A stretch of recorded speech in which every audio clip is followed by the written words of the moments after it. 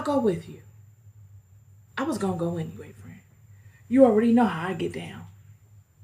I'm in the trenches with you. I haven't made it this far sitting in mansions and living in levels of comfort that I don't have to squabble up. I'm a scrapper. You already know this right up my alley, friend. And she said, I will surely go with thee. Notwithstanding the journey that thou takest shall not be for thine honor. You're not going to get no honor out of it, friend. I'm going to go with you, but you're not going to get any honor. For the Lord shall sell Sisera into the hand of a woman. God is going to give this to a woman.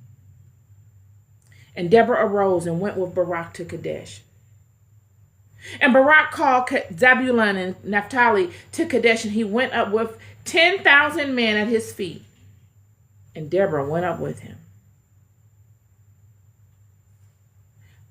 Deborah would tell Barak, you're not going to get any glory out of this.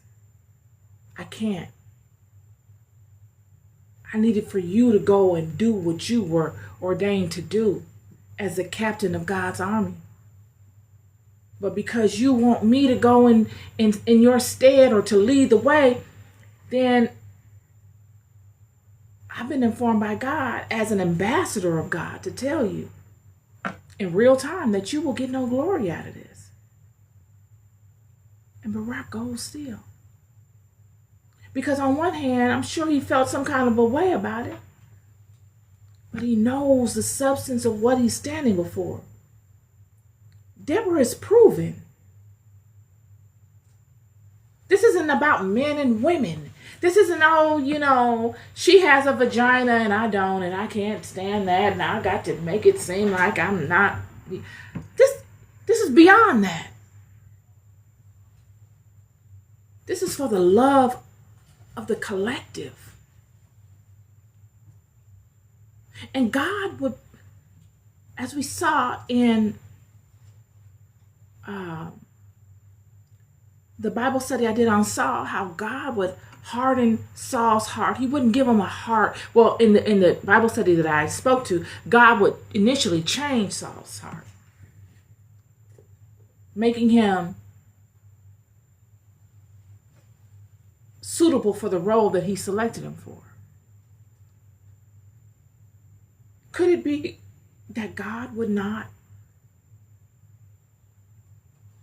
give Barak the heart to do it?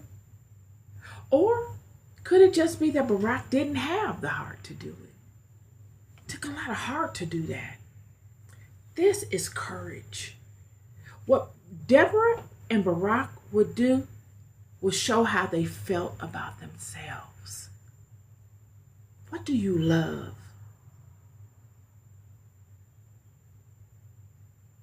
Because it is what you love that drives you forward. And what you love a lot of times don't have nothing to do with family and friends and all that kind of stuff. It has to do with the love of yourself. The love of your God.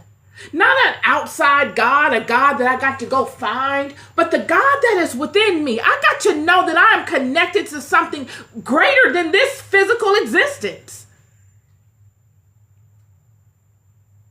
I've got to know that if I'm able to live this life and pull things together in this life to assist me in navigating this life, then I'm pulling from something beyond this physicality. So how could I be limited to this? How could I make this my everything? Me being limited to the materialization of this shows my ignorance to that which I truly am. I'm beyond this.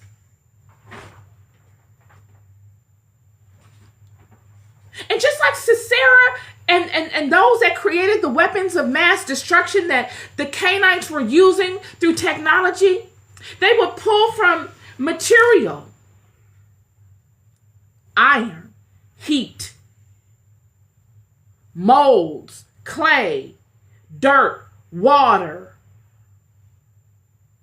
and various other sources, all with intention. Things that God already created to create through intention weapons used for unrighteousness.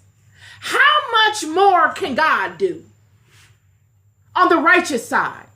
How much more can you do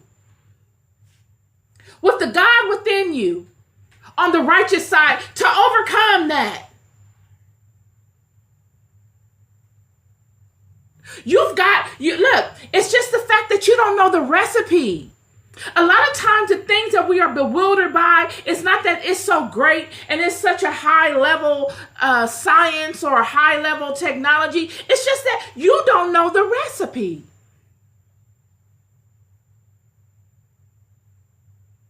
It's all in your recipe. You're only limited to your particular cookbook. And now you're facing someone that has gone beyond the recipes in your cookbook.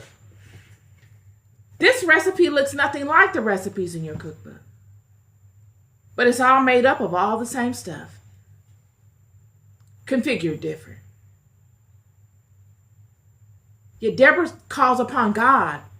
God comes and gives, doesn't even say Deborah called upon him. God comes upon Deborah and gives her a word. And God says, you don't need that recipe. Your recipe is in me. I just need for you to know that you are capable and able through me to get this done. And God would do such. He would use another woman. These are 3 women going on in this. 3 women will lead these children to success. 3. Absolutely. 3 would lead these children to success. It would be Deborah, Jael, and Mother Nature. 3 females.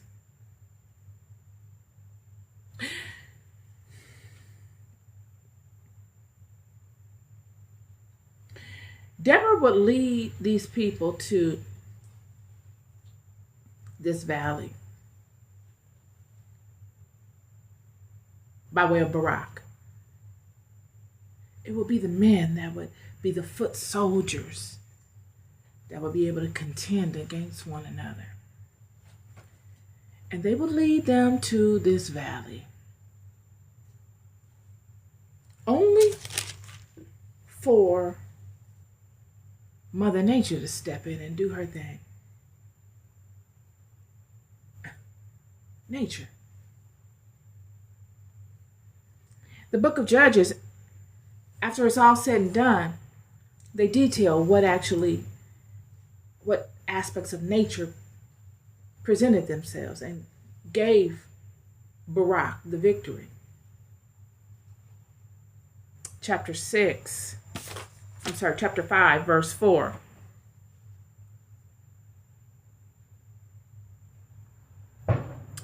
Lord, when thou wentest out to Seir, when thou marchest out of the field of Edom, the earth trembled and the heavens dropped. The clouds also dropped water. The mountains melted from before the Lord, even that Sinai from before the Lord God of Israel. 20. They fought from heaven. The stars in their courses fought against Sisera. What we find here is the river of Kishon swept them away, that ancient river. The river Kishon, O my soul, thou hast trodden down strength.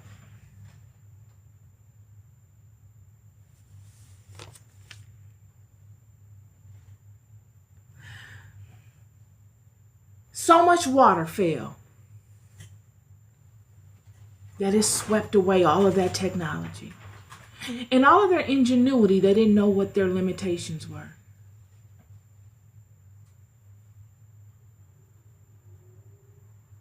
Those chariots worst enemy is mud and water. You can't get mud without water. It leveled the playing field. They couldn't rely on the technology anymore. They had to rely on their own ingenuity individually. God leveled the playing field. This is why Deborah chose Naphtali and Zebulun, because of particular attributes that this tribe has. A lot of them were fast runners,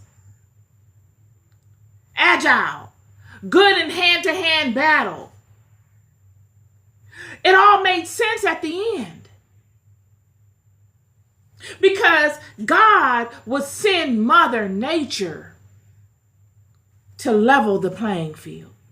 That technology, that strange science that they were using to intimidate the children with all along, will be the cause of their defeat. And because they couldn't use the technology to outrun Israel,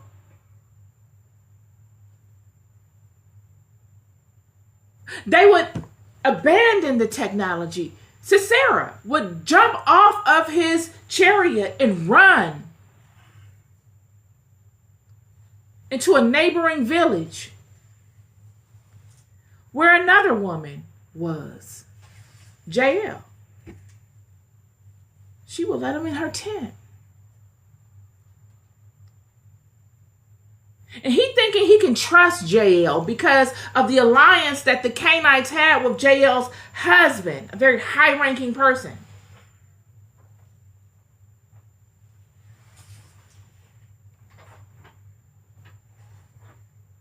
He falls asleep. And we all know the story. She nails his head with a tent stake to the ground. 3 women, all being moved by the power of God. Friend, a lot of times you go the distance with things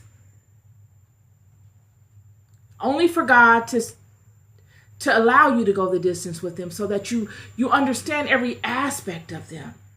You allow the circus